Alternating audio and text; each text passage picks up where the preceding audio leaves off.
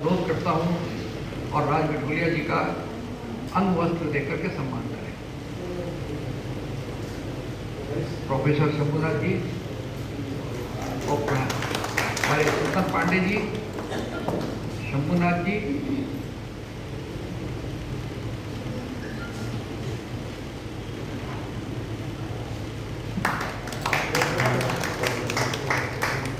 श्री राज बिठोलिया, वसुंधरा जी जरा आगे आ जाइए। निवेदन है कि वो सादी आजिम जो बैठी है मंच पर, जो आज के वक्ता भी हैं, उनका सम्मान करें।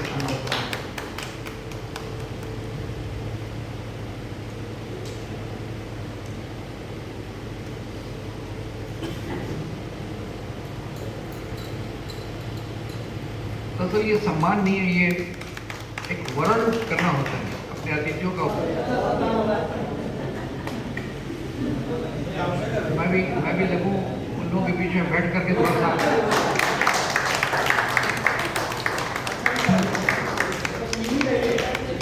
विध्वस्त धारण करके। धन्यवाद।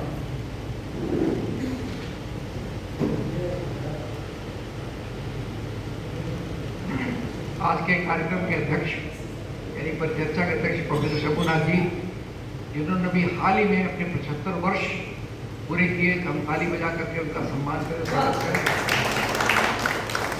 शंभुनाथ जी, हम आपके बहुत ही सुखमय और दीर्घ जीवन की कामना करते हैं। आप इसी तरह अपनी कलम चलाते रहिए। शंभुनाथ जी की एक बात मुझे याद आती है, अभी ये भी शंभुनाथ जी का कार्यक्रम जो था, उन्होंने एक बात कही थी, बहुत महत्वपूर्ण बात कही थी कि आप कितना दिन जीना चाहते हैं। एक डॉक्यूमेंट्री में उनका कि मैं जब तक लिखता रहूं तब तक जीना चाहता हूं। जिस दिन मेरी लेखनी बंद हो जाए उसी दिन मेरी सांस बंद हो जानी चाहिए। तो वास्तव में जो लेखक होता है, साहित्यकार होता है, कलमकार होता है, उसका सारा जीवन लेखन ही होता है। इसीलिए अकबर इलाहाबादी का एक शेर है, जब तोप मुकाबिल हो तो अखबार निकालो, तोप भी काम न करे तो अखबार निकालो। उसी प्रकार अरुण कमल जी की एक बहुत अच्छी कविता है, 2 लाइन में प्राय बोलता हूँ। अरुण कमल की बहुत अच्छे कवि है। अभी अपना क्या है इस दुनिया में, अपना क्या है इस दुनिया में, सब कुछ लिया उधार, सारा लोहा इन लोगों का, अपनी केवल धार। अखबार वाले की, पत्रकार की सिर्फ धार ही होती है, बाकी सब बेकार। शंभुनाथ जी भारतीय भाषा परिषद के निर्देशक भी हैं और हमारे यहाँ साहित्यिक पत्रिकाएं बहुत कम हैं। आमतौर पर लोग बोलते साहित्यिक पत्रिका पढ़ता कौन है, लेकिन वो किसी भी समाज की सबसे बड़ी पूंजी होती है साहित्यिक पत्रिका। पहले जब अखबार शुरू होते थे उनमें साहित्यिक पृष्ठ होते थे, 2-2, 3-3 रविवार को होता ही था। अब वो कंप्लीटली करीब समाप्त होता है, लेकिन साहित्यिक पत्रिकाएं निकलती हैं और कुछ लोग पढ़ते भी हैं उसको, भले उनकी संख्या कम हो, लेकिन वो समाज के बहुत महत्वपूर्ण लोग होते हैं, वही लोग रचना करते हैं। जैसे जंगल में शेर 1-2 लोग होते हैं, वैसे ही समाज में बहुत प्रबुद्ध जो लोग होते हैं 1-2 लोग ही होते हैं, और वो बनते हैं इस तरह की पत्रिकाओं से। वागर्थ जो पत्रिका है उनके संपादन करते हैं, साहित्यिक पत्रिका है, बहुत ही महत्वपूर्ण पत्रिका है। शिक्षाविद हैं, कलकत्ता विश्वविद्यालय में हिंदी के हेड ऑफ द डिपार्टमेंट रहे हैं और आगरा में केंद्रीय हिंदी संस्थान आगरा के निदेशक रहे हैं। उस दौरान इन्होंने हम पर भी बड़ी कृपा की थी। एक शिलोंग में सेमिनार आयोजित किया था, उसमें मैं भी किया था। इस प्रकार शंभुनाथ जी हमारे कलकत्ता शहर में हिंदी के एक बहुत ही बड़े सशक्त हस्ताक्षर है। हालांकि एक बड़ी बुरी खबर भी आई है, शंभुनाथ जी पढ़ी हुई है अपने अखबारों में। भारत सरकार ने जो गैर हिंदी भाषियों को, लेखकों को पुरस्कार मिलता था, उसको बंद कर दिया। 19 लेखकों को हर साल, ये 60 वर्ष पहले शुरू हुआ था जवाहरलाल नेहरू के टाइम में। जवाहरलाल नेहरू के और कहा जाता है कि वो बड़े गैर हिंदी भाषी भी हिंदी सीखें और हिंदी को प्रचारित करें। तो ये शुरू किया था जवाहरलाल नेहरू ने। 60 वर्ष पहले, और ऐसी सरकार ने कहा कि हम हिंदी को बढ़ाएंगे, आगे उन्होंने बंद कर दिया। दुर्भाग्यपूर्ण चीज। खैर जो भी, तो शंभूनाथ जी के बारे में मैंने आपको बताया। उनके बगल में बैठे हैं हमारे बहुत ही वरिष्ठ पत्रकार संतन Pandey ji. Times of India, Dharmayug, हम छोटे बच्चे थे तो चिड़ियों पर इनकी कहानियां पढ़ते थे, इनके लेख पढ़ते थे, पर्यावरण पर इनके लेख पढ़ते थे। उस जमाने में पर्यावरण पर बहुत कम लिखा जाता था, उन लेखों में संतन पांडे जी लिखे। उस विधा में लिखने वाले बहुत कम लोग हैं। संतन पांडे जी उनमें एक हैं। ईश्वर की दया है कि स्वस्थ हैं और हम लोग के बीच में हैं। हमारे बीच में उपस्थित है सादी आजिम, ये भी हमारी डिस्कवरी है। ये पहले सहारा टीवी की प्रमुख किया, सहारा टीवी का चीफ किया, बहुत वर्षों तक सहारा टीवी में काम किया इन्होंने। उसके बाद सहारा टीवी के बाद अमेरिकन सेंटर में, जो अमेरिकन कॉन्सुलेट अंडर में है, उसमें काफ़ी वरिष्ठ अधिकारी रही। और अभी ये पूरा नवान्य जो पश्चिम बंगाल सरकार का हेडक्वार्टर है, उसका पूरा ई गवर्नेंस जो कम्युनिकेशन होता है उसका पूरा नियंत्रण करती है मुख्यमंत्री के, चीफ मिनिस्टर के सेक्रेटरी में बैठ करके वो है सारी। हमारे बीच में हमारे बहुत ही परम साथी राज मिठोलिया उपस्थित है। राज मिठोलिया के जो पिता थे दीप नारायण मिठोलिया, उन्होंने हम लोग को आवाज़ दी। ऑल इंडिया रेडियो में वर्षों तक वो हिंदी के मुख्य रहे। हम लोग को बोलना सिखाया, कैसे रेडियो बोला जाता है, कैसे कम्युनिकेशन किया जाता है। उसी राज मिठोलिया, उसी दीप नारायण मिठोलिया के पुत्र हैं, लेकिन ये उनका परिचय नहीं है पूरा। हिंदुस्तान में बहुत वर्षों तक रहे, डेनमार्क में कई वर्षों तक रहे, और कलकत्ता प्रेस क्लब तो बड़ी हेगड़ीबाज क्लब है। कलकत्ता प्रेस क्लब, अगर आप नहीं जानते हो, बड़ी हेगड़ी है उसकी। हिंदी भाषियों को छूने नहीं देती वो, हमारे बंगाली में तो छूने नहीं देती। उसके ये प्रेसिडेंट रहे। हिंदी प्रेस क्लब कलकत्ता का प्रेसिडेंट होना अपने आप में बहुत बड़ी बात है। राज मिठोलिया जी प्रेसिडेंट रहे, बहुत वर्षों तक रहे, बहुत वरिष्ठ। इस प्रकार हमने हमारे आज के एक गुलदस्ता हाजिर किया आपके सामने में। और आज हमारा जो विषय है वो ये है कि हिंदी पत्रकारिता कितनी जनोन्मुखी, कितना हम पब्लिक ओरिएंटेशन हमारे बीच में, कितना हम लोगों को छूते हैं, आम आदमी की भावनाओं को अभिव्यक्ति कितनी दे पाते हैं, आम आदमी की तकलीफ, उसके दर्द, उसकी भावनाओं, उसके जो भी दैनंदिन जो समस्याएं हैं, उनको कितना हम अपने कलम के से उसको लिख पाते हैं, उस पर आज हम विचार करेंगे। क्योंकि आमतौर पर लोग कहते हैं कि साहब अखबार जो है, कई बार मैं कई प्रोग्राम में जाता हूँ तो साहब लोग क्या अखबार निकालते हैं, अखबार का पन्ना उलटिए, वहाँ रेप हो गया, वहाँ मर्डर हो गया, वहाँ छिनताई हो गई, वहाँ डकैती हो गई, वहाँ खून हो गया। इस प्रकार लोगों की आम धारणा है। हालांकि वो धारणा बहुत उचित नहीं है, फिर भी है।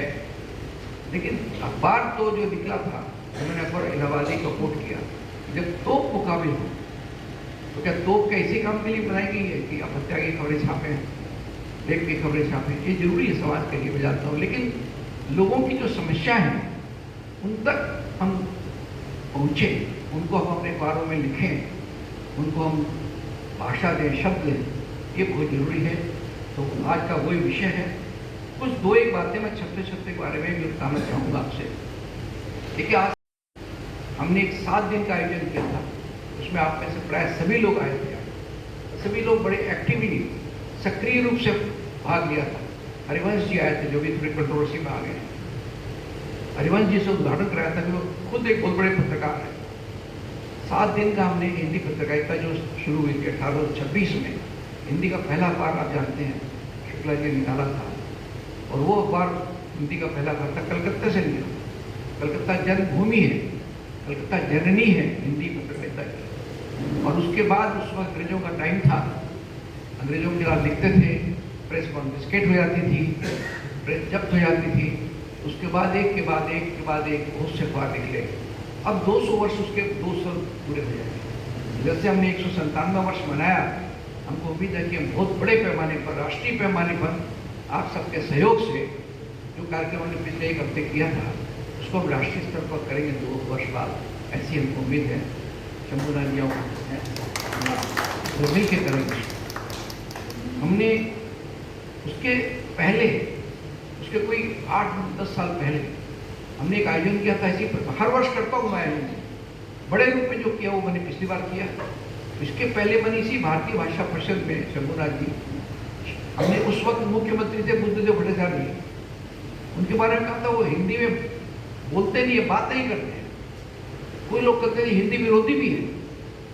तो मैं जाकर सीधा एक बार भिड़ गया बुद्धदेव बाबू से, बुद्धदेव बाबू हमने सुना कि आप हिंदी विरोधी हैं। के बोले थे क्यों बोले नहीं, अपने तो राग करे बोले तो अपनी हमारे प्रोग्राम आशु की प्रोग्राम आज हम प्रोग्राम कर रहे हैं 175 ईयर्स हुआ था और वो आए, इस प्रकार उनको लेके आए इसी भारतीय भाषा में बड़े वाले हॉल में 2 दिन का प्रोग्राम किया था। तो डॉक्टर बुद्धदेव भट्टाचार्य के CPM के नेता और अपने को जो लोग आमतौर पर कहते थे हिंदी विरोधी, उन बुद्धदेव भट्टाचार्य जी को और काफी लंबा भाषण दिया और पूरे हिंदुस्तान से कई पत्रकार आए थे उस टाइम में, जैसे पिछली बार आए उससे पहले भी आए थे। इस प्रकार के 2 बड़े कार्यक्रम उसके पहले भी किए थे। तो इस प्रकार हमने एक नई परंपरा डाली कि भी हिंदी पत्रकारिता दिवस असल में कोई ऑफिशियल दिवस नहीं है 30 मई का, न तो भारत सरकार ने माना है न कोई विश्व, लेकिन हमने उसकी संज्ञा दी कि 30 मई जो है ये भारतीय पत्रकारिता दिवस है। और हमने कोशिश की कि हमने अखबार में साहित्य संस्कृति में, मुझे गौरव है कि हमारे जितने साहित्यकार हैं कलकत्ते में, हिंदी के साहित्यकार, कुछ बंगला साहित्यकार, जितने हमारे अखबार से जुड़े हुए हैं, शायद ही कोई अखबार है डेली पेपर जिससे हमारे इतने साहित्यकार जुड़े हुए हैं, जो अड्डा लगाते हैं हमारे अखबार में आकर, घंटों अड्डा लगाते हैं, जो अपना सेकंड होम मानते हैं। ये हमारा एक पक्का है। और हमारा अखबार तो कहते हैं लोग गुरुकुल है, हमारे में अखबार में आते हैं, 1-2 साल काम करते हैं, फिर किसी दूसरे अखबार में चले जाते हैं। ये हमको गौरव है, इस बात हमको फक्र है। कलकत्ता में ऐसा कोई हिंदी अखबार नहीं है बड़ा से बड़ा, ऐसा कोई टीवी चैनल नहीं है जिसमें हमारे यहाँ के काम के लोग सफलतापूर्वक काम, गौरव के साथ काम नहीं करते। हमारे यहाँ से मनोज लोईवाल चली गई थी ABP वहाँ पर आज तक में, अभी ABP आनंद में है। मैंने इसको महसदी की भी कार्यक्रम आओ तो मैं चाइना में हूँ, शीजी चाइना में, चीन में हूँ। ये हमारे यहाँ से निकल के बहुत लोग अखबारों में काम किया सफलतापूर्वक। सबसे अच्छी बात है कि आज तक वो हमसे संपर्क रखते हैं, हमारे आते हैं। इस प्रकार हमने एक बहुत बड़ा काम किया। उसके बाद 2 ही बातें और थी, हम हर साल डांडिया करते हैं सांस्कृतिक, क्योंकि मैंने उसमें मुख्यमंत्री आई थी, एक बार नहीं 2 बार आई थी, और मुख्यमंत्री के सामने मैंने कहा था, जो आमतौर पर ममता बनर्जी के सामने बोलने की हिम्मत नहीं करते, मैंने कहा था बेटा विक्रम यहाँ है और आप में से भी कई लोग होंगे उस टाइम में, it's politics divides and culture unites. जो कहते हैं कल्चर प्रोग्राम कर रहे हैं डांडिया, क्योंकि सबको हम एक साथ करें। और यहाँ सरकार में और हिंदी भाषियों में एक गैप है, एक कम्युनिकेशन गैप है। उसी गैप को हम इसी तरह के कार्यक्रमों के द्वारा ही हम करेंगे। उसी उनको जवाब दिया, अच्छा जवाब दिया, और फिर अगली बार फिर आई वो ममता बनर्जी। ये एक बहुत बड़ी उपलब्धि हमारी है। दूसरी बात यह है कि हम प्रतिभा सम्मान करते हैं, तो इस बार भी हो रहा है, 25 जून को हो रहा है। करीबन 1000 स्टूडेंट्स जिन्होंने उत्कृष्ट अंक प्राप्त किए, स्कूल में टॉपर्स हैं, फर्स्ट 10 अवार्ड्स, तो स्कूल में टॉपर्स 90% ज़्यादा जिनको मार्क इस तरह के क्राइटेरिया बना करके हमने प्राय सब स्कूलों में चिट्ठियाँ भेज दी है। पिछले साल भी हमने नेशनल लाइब्रेरी में किया था, उसमें से आप में से कुछ लोग आए होंगे, और इस बार भी हम कर रहे हैं वापस 25 जून को। ये एक बहुत बड़ा कार्यक्रम हम करते हैं। इसके अलावा और भी बहुत सी बातें हैं जो मैं कहूँगा तो बहुत समय लग जाएगा। मैं आपका फिर से स्वागत करता हूँ और उनको उम्मीद करता हूँ कि जो शब्द के साथ आप जुड़े हैं, भावनात्मक रूप से आप जुड़े हैं, और इसको हम आगे बढ़ाएंगे ताकि साहित्यिक समाचार में ज़्यादा छपे, रचनाएं ज़्यादा छपे और जनता के हित में जो चीज़ें हो, जनता के लिए जो चीज़ें वो चीज़ें छपें। इस भावना के साथ मैं आपका फिर से बहुत बहुत स्वागत करता हूँ। और अब हम अपनी परिचर्चा की श्रृंखला भी शुरू करते हैं कि हम कार्यक्रम की घटना करें। आज का मैंने बता दिया विषय, उस विषय पर बोलने के लिए मैं एक दो निवेदन करता हूँ अपने सभी वक्ताओं से। क्योंकि हम लोग कार्यक्रम में एक टाइम पर शुरू करते हैं। टाइम आपको देखा होगा कार्ड में 5:30 से चर्चा है, 6 से 7 परिचर्चा, 7 से 7 हमारे जो भाग ले यहाँ बैठे आप हम चाहते हैं समय पर खत्म हो जाए, हर व्यक्ति अपनी बात कह सके। इसलिए मेरा अनुरोध है सभी वक्ताओं से कि वो 10 मिनट में अपनी बात समाप्त करें, ताकि इस कार्यक्रम को हम सुचारू रूप से हम चला सकें। इसलिए मैं अब अनुरोध करता हूँ, श्री राज मिठोलिया जी के बारे में मैंने बताया कि वो हमारे हिंदी के पत्रकार ही नहीं बल्कि प्रेस क्लब कलकत्ता के अध्यक्ष भी रहे। साहित्यता तो चलिए फिर भी सहनी है, जो सत्ता में हो उसके गुण गाओ और उससे कुछ फायदा उठाओ। ये जो इसी को गोदी मीडिया बोलते हैं, ये बहुत ही घातक होता है। व्यावसायिकता तो कुछ थोड़ी बहुत हर समय रही है और अखबार चलाना होता है, लेकिन ये जो भी पावर में हो, सत्ता का मतलब सिर्फ राजनीतिक पावर नहीं है। सत्ता का मतलब जो भी सत्ता में हो, पावरफुल हो, उसके गुण गाओ और अखबार को छाओ। ये जो एक नया शुरू हो गया है, ये बहुत ही घातक है, इसमें कोई दो राय नहीं है। और एक बात तुमने और महत्वपूर्ण कही हुई ये है कि पत्रकार तो हमेशा विपक्ष में बैठता है, वो तो परमानेंट अपोजिशन है। और बिल्कुल सही है, एकदम बिल्कुल ठीक था। उसका काम ही है लोग प्रतिवाद करना। और अखबार तो शुरू ही हुआ था, चाहे उदंत मार्तंड हो, चाहे अंग्रेजी का अखबार।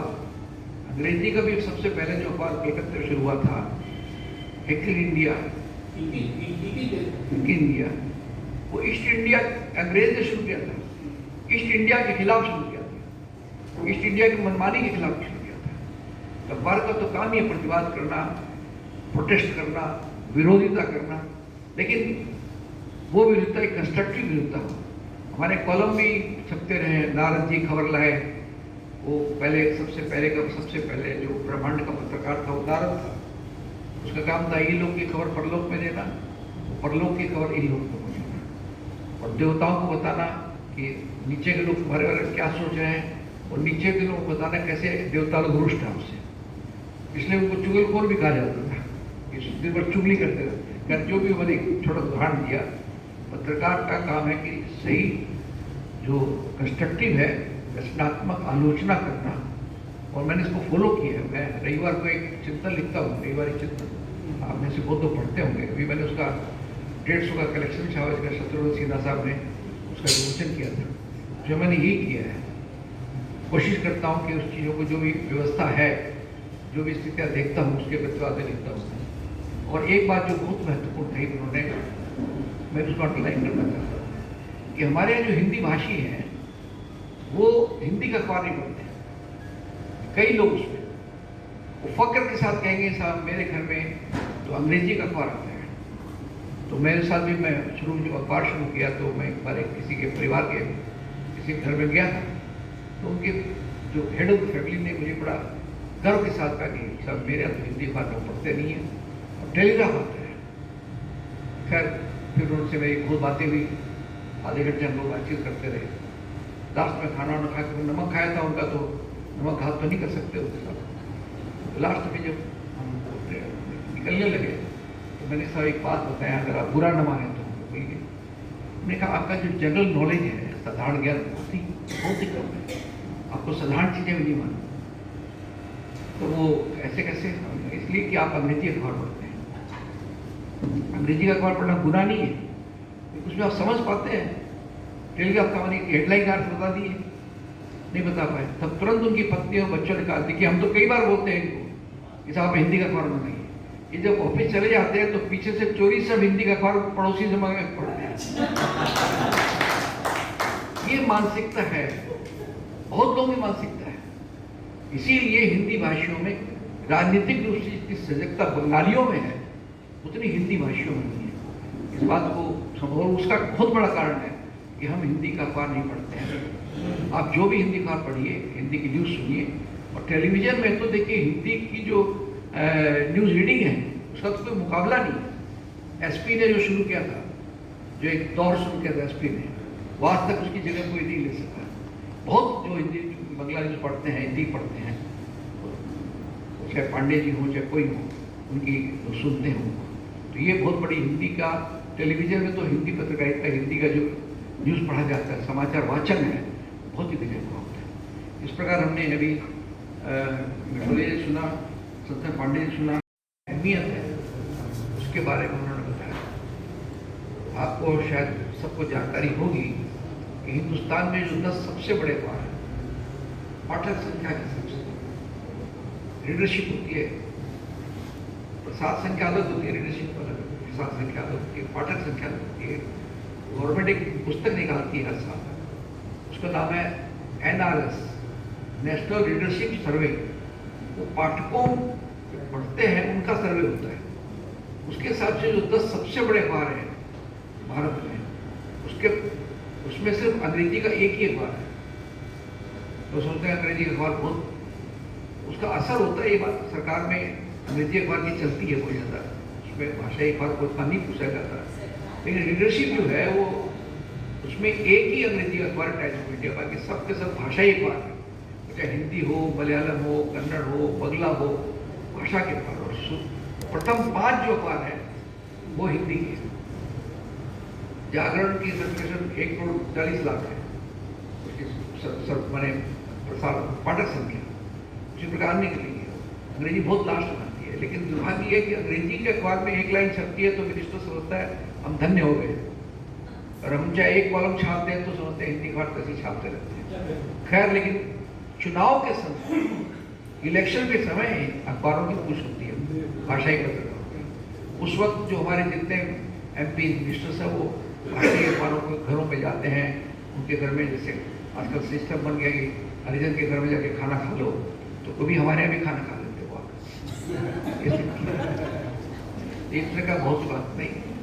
जैसा मैंने बताया था कार्यक्रम, हमारे अध्यक्षीय भाषण अभी शंभुनाथ जी सुनेंगे, आप लोग सभी उत्सुक सुनने के लिए। उसके बाद अध्यक्षीय भाषण के पश्चात करीब 15-20 मिनट हम आपको इस बात के लिए आह्वान करेंगे कि आपको भी अगर कोई एक बात पॉइंट देना है, या कोई उत्सुकता हो, कोई जिज्ञासा हो, सभी अगर 1-2 1-1 मिनट टाइम देंगे तो हम लोग कई लोगों से बात कर सकते हैं।